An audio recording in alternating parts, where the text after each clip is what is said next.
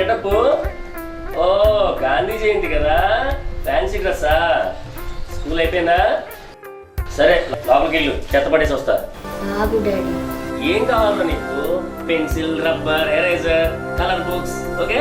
నేను గాంధీని, మహాత్మా గాంధీ. ఓ బాబూజీ రాణి, ఎవరు వచ్చారు తెలుసా? బాబూజీ వచ్చారు.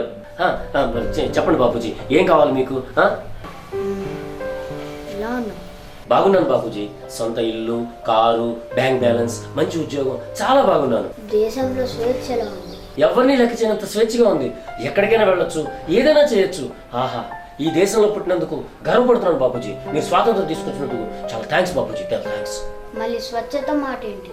క్లీనింగ్. చూడండి మా ఇల్లు ఎంత క్లీన్ గా పెట్టుకుంటానో. చూడండి చెత్త అంతా బయట ఎలా పడేస్తున్నానో. మళ్ళీ దేశం. దేశం ఎలా పోతే మనకి ఎందుకు బాబూజీ? మనం బాగున్నామా? మన పిల్లలు బాగున్నారా? మన ఇల్లు బాగుందా? అంతకంటే ఏం కావాలి? ఇంకా దేశము, స్వచ్ఛత. ఈ దేశం ఎలా పోయినా నీకు అనవసరం, అంతేనా? అంతే బాబూజీ. అసలు ఇప్పుడు చెత్త ఎక్కడ పడేస్తాను తెలుసా? తీసుకెళ్లి పక్క రోడ్లో పడేస్తా. ఎవరు చూడకపోతే లేకపోతే ఎదురింట్లో పడేస్తా. లేకపోతే కారు వేసుకెళ్లి ఎక్కడ కాలేదో అక్కడ పడేస్తా. ఆపు, నువ్వు చెప్పావని నిజాలేనా? అవును బాబూజీ, ఒట్టు, నీ మీద ఒట్టు. మేమంతా ఒకప్పుడు నీలాగే స్వార్థంగా ఆలోచించుంటే ఇవాళ నీకు స్వాతంత్రం వచ్చేదా?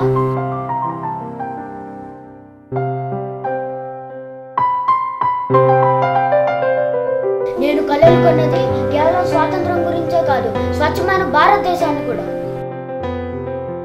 కానీ మీరంతా నేను నాది అంటూ దేశాన్ని కలుషితం చేస్తున్నారు. ఈ దేశంలో పుట్టినందుకు నువ్వు గర్వపడడం కాదు, నిన్ను చూసి దేశం గర్వపడాలి. మన దేశం ఇతర దేశాలకి ఆదర్శం కావాలి. ఇప్పుడు నువ్వు మారకపోతే రేపు నీ పిల్లలు కూడా ఇలాగే మారుతారు. ఇందులో ఉన్న చదివి ప్రమాణం చేయి. మా స్కూల్లో స్వచ్ఛ భారత్ గురించి ప్రమాణం చేశాను. అలాగే ఇంకొంతమందితో ప్రమాణం చేయిస్తానని మాటిచ్చాను. ముందు నువ్వు ప్రమాణం చేయి. నేను ఇక మీద చెత్త ఎక్కడ పడితే అక్కడ పడవేయను, ఎవరిని పడవేయనివనని, దేశాన్ని స్వచ్ఛ భారత్ దిశగా నడిపించేందుకు నిస్వార్థంగా ప్రతిరోజు కొంత సమయం కేటాయిస్తానని, ఈ స్వచ్ఛతా ప్రమాణాన్ని మరి కొంతమందితో చేయిస్తానని బాపూజీ సాక్షిగా మాట ఇస్తున్నాను.